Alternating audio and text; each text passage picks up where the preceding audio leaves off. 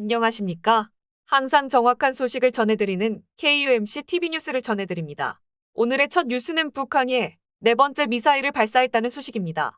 합동참모본부는 17일 오전 8시 56분께 북한이 동해상으로 아직 기종이 파악되지 않은 발사체를 쐈다고 밝혔습니다. 지난 5일 새해 첫 무력 시위를 시작으로 벌써 네 번째 무력 시위입니다. 사거리와 고도, 속도 등 재원은 분석 중인 것으로 알려졌습니다. 북한의 이날 발사는 지난 14일 열차에서 단거리 탄도미사일 2발을 발사한 지 사흘 만입니다. 교도통신에 따르면 일본 총리와 내각을 보좌 지원하는 정부기관인 내각관방은 북한이 탄도미사일 가능성이 있는 것을 발사했다고 발표했습니다. 북한은 앞서 5일과 11일에는 자강도 일대에서 극초음속 미사일이라고 주장한 탄도미사일을 발사했고 14일에는 평안북도 의주 일대 철로 위열차에서 북한판 이스칸데르 KM-23 단거리 탄도미사일 2발을 쏘아 올렸었습니다. 북한의 연이은 미사일 발사에 대해 일각에서는 문재인 정부가 역대 정권들이 선거철만 되면 북풍을 이용해 선거 분위기를 전환시키려는 수법이 아닌가 하는 경계심으로 지켜보고 있다고 했습니다. 대선판 지각 변동을 예고했던 이른바 김건희 7시간 녹취록이 16일 MBC 스트레이트에 의해 일부 공개됐지만 정치권 안팎에선 치명타는 없었다는 평가가 나오고 있으며 오히려 그동안 미심쩍었던 김건희 여사의 의혹을 말끔히 해소시켜준 방송이었다는 언론들의 평가를 받았습니다. 이 방송을 보기 전 윤석열 국민의힘 대선 후보자의 여론조사보다 오히려 거의 10%의 급상승하는 반응을 보이기도 했습니다. 또 많은 이재명 지지자들이 이럴 바엔 윤석열을 지지하겠다는 의견도 많았습니다. 한편 방송 전 본방 사수를 외치며 김건희 리스크를 부각했던 여권 인사들도 방송이 끝난 뒤 공개 발언을 자제하며 미적지근한 반응을 보이고 있는 가운데 이번에는 야당인 국민의힘당이 MBC를 향한 공격을 하고 있습니다.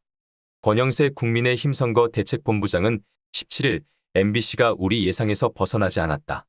공영방송 임무를 포기한 채 불법 녹취물을 반론권도 제대로 주지 않고 대선을 목전에 두고 방송하면서 정치 공작에 선봉을 자인했다고 목소리를 높였습니다.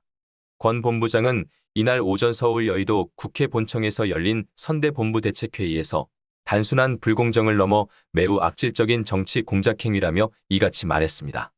권 본부장은 배우자의 씻을 수 없는 주홍글 씨를 낙인 찍어 정권을 도둑질하는 작태가 자행되고 있다며 MBC는 홈페이지에서 공정성과 공영성을 가치로 둔다고 했다. 최소한의 양심을 가진 공영방송이라면 이재명 후보의 형수 욕설 테이프, 김혜경 씨 관련된 것도 방송에서 국민이 균형 잡힌 판단을 하도록 해야 한다고 강조했습니다. 이어 이런 일을 계기로 우리는 더 하나로 뭉치고 흑색 선전을 통한 구시대적 정치 공작과 선동이 더 이상 이 땅에 발 붙이지 못하도록 하겠다고 약속하겠다고 했습니다. 한편 윤재옥 선대본부장도 불법 녹취 파일을 불법으로 편집, 왜곡해서 유포하는 것은 선대본에서 민영사상 법적 조치를 포함해 엄중 대처하겠다며 대통령이 솔선수범의 대선 중립을 선언하고 선거에 미칠 우려가 있는 행보를 자제할 것을 요청한다. 선거용 당정협의는 중단해 줄 것을 촉구한다고 강한 어조로 촉구했습니다.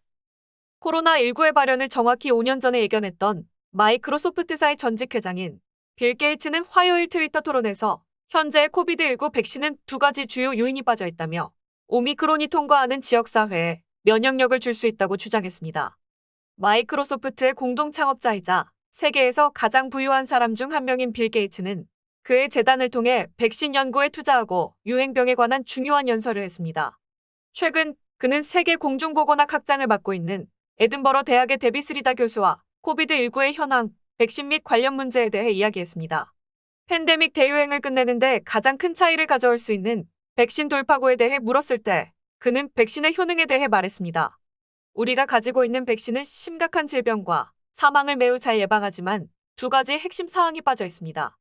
첫째, 여전히 돌파 감염을 허용하고 있고 둘째, 지속 시간이 제한되어 있다고 밝히고 우리는 재감염을 예방하고 단연간의 지속 기간을 가진 백신이 필요합니다라고 게이츠가 부연 설명했습니다. 특히 오미크론 변종과 관련하여 백신의 효율성에 의문이 제기되어 왔습니다. 스테판 호그 모더나 회장에 따르면 변종의 스파이크 단백질의 높은 돌연 변이수는 면역 탈출 가능성을 증가시킵니다. 모더나 제약사 회장인 호그는 백신의 효능에 있는 덴트는 모든 제조업체에 적용된다고 덧붙였습니다. 오미크론은 전 세계로 빠르게 확산되어 현재 미국 내 감염의 98.3%가 오마이크론에 감염되고 있습니다. 전염성이 매우 높지만 국제연구보고는 그 변종이 감염된 사람들에게 더 가벼운 증상을 보인다는 것을 보여주었습니다. 최근 한 주목할 만한 국제보건 자선단체가 코비드19를 일반 감기와 같이 다룰 것을 요구했습니다. 워윅대학의 교수인 마이크 틸 데슬리 박사는 코비드19가 덜 심각하고 풍토적으로 진화할 것으로 예측했습니다. 그는 오미크론 변종이 그 과정의 시작이라고 말했습니다. 게이츠는 이 의견과 관점을 지지했습니다. 일단 오미크론이 한 나라를 통과하게 되면 나머지 해에는 훨씬 적은 수의 사례가 발생해서 코로나가 계절성 독감처럼 다뤄질 수 있을 것입니다라고 그는 말하면서 당분간 필요할 연간 코비드19 백신 주사를 추천했습니다. 또 게이츠는 소셜미디어에 퍼져 있는 자신에 대한 많은 잘못된 소문에 대해 말했습니다. 당신이나 저, 토니 파우치 같은 사람들은 많은 오보의 대상이 되어 왔습니다. 예상 못했어요. 저 같은 사람이 사람들의 몸에 칩을 넣는다는 것은 말이 안 됩니다. 제가 왜 그렇게 하겠습니까? 하며 반문했습니다.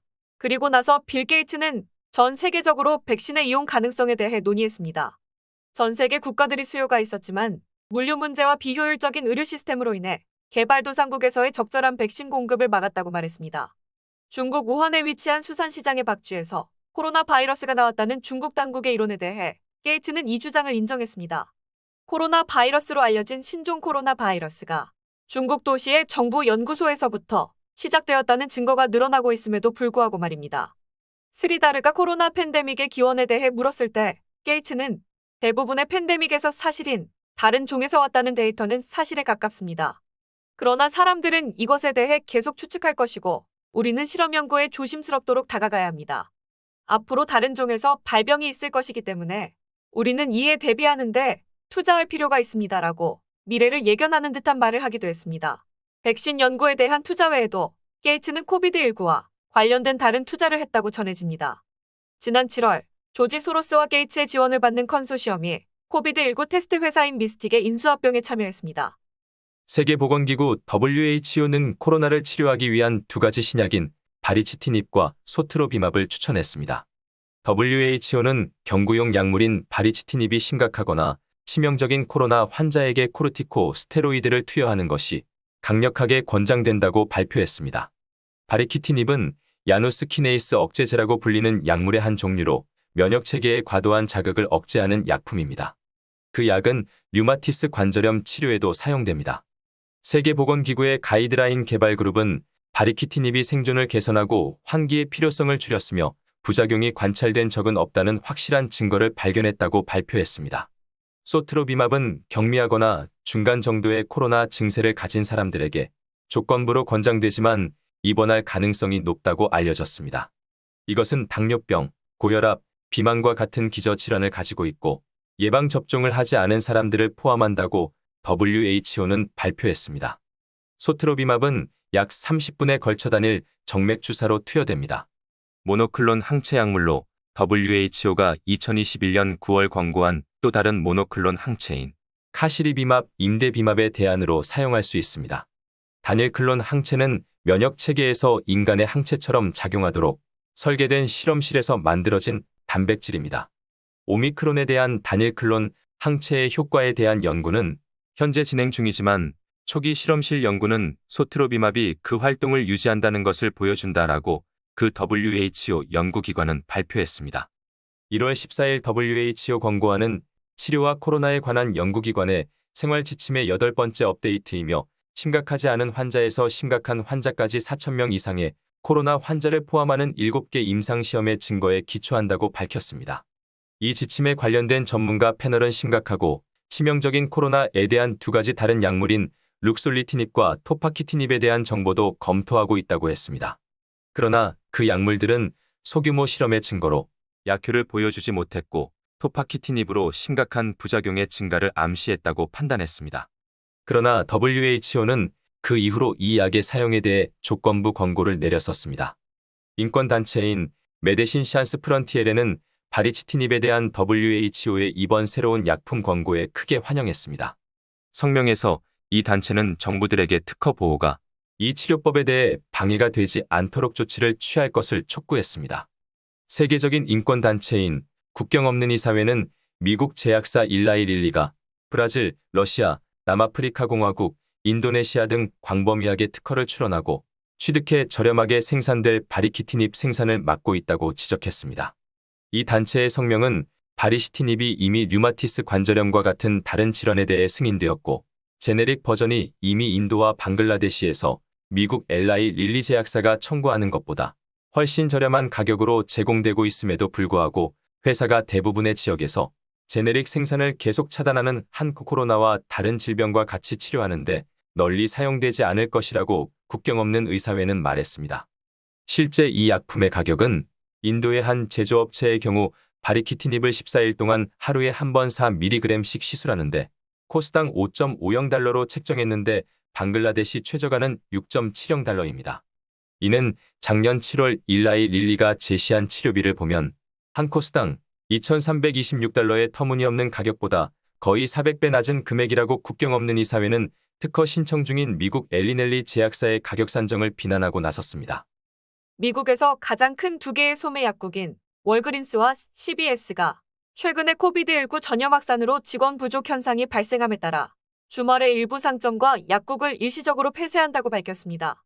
월그린스는 많은 산업과 마찬가지로 오미크론 변종의 최근 급증으로 인해 단기적으로 비즈니스에 상당한 부담이 가중되고 있다고 말했습니다. 월그린스 대변인 크리스 라다는 금요일 CNN과의 성명에서 대부분의 매장이 정상 영업시간으로 운영되고 있지만 계속되는 인력 부족과 코비드19 급증으로 인해 영업시간을 조정하거나 일시적으로 제한된 수의 매장을 폐쇄해야 하는 고립된 사례가 발생하고 있습니다라고 말하면서 이와 같이 발표했습니다.